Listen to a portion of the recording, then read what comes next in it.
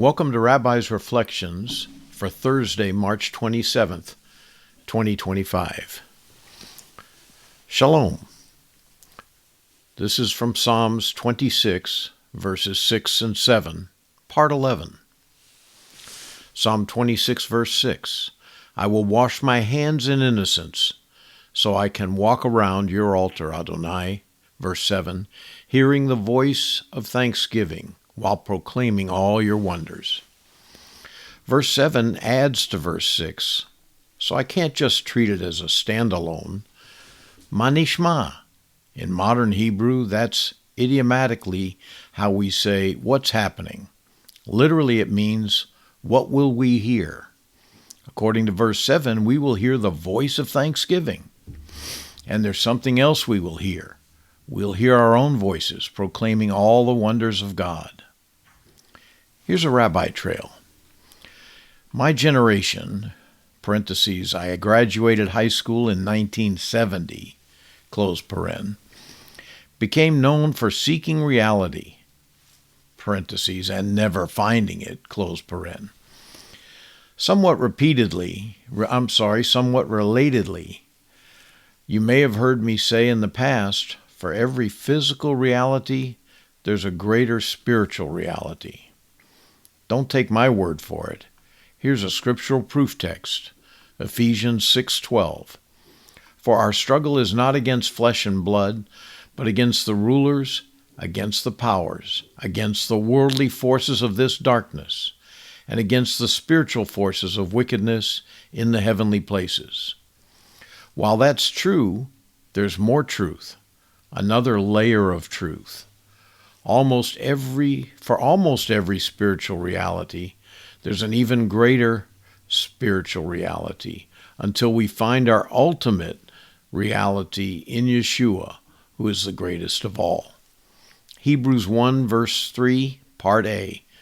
This Son is the radiance of his glory and the imprint of his being, upholding all things by his powerful word.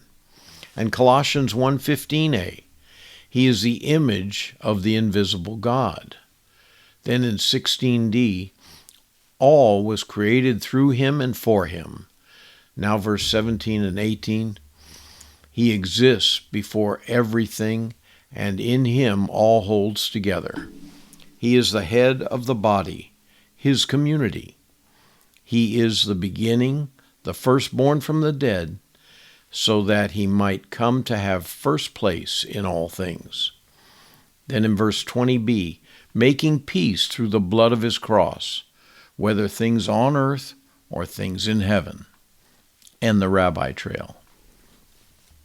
How important is it that we agree with the voice of thanksgiving? 1 Thessalonians 5:18, in everything give thanks, for this is God's will for you in Messiah Yeshua. What? You want more proof? Psalm 107, verse 1. Praise. In Hebrew, that's give thanks to Adonai, for he is good. His loving kindness, in Hebrew, that's chesed, or grace, endures forever. That's right. Thanksgiving is the means by which we receive grace. Let's take a moment before we close today to consider the consequences of unthankfulness. Paul wrote to the Romans that unthankfulness messes up your head and everything else. Romans 1:21.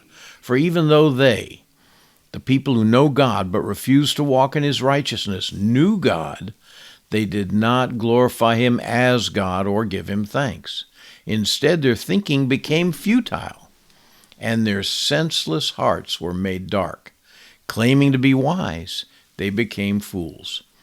Don't let that be you.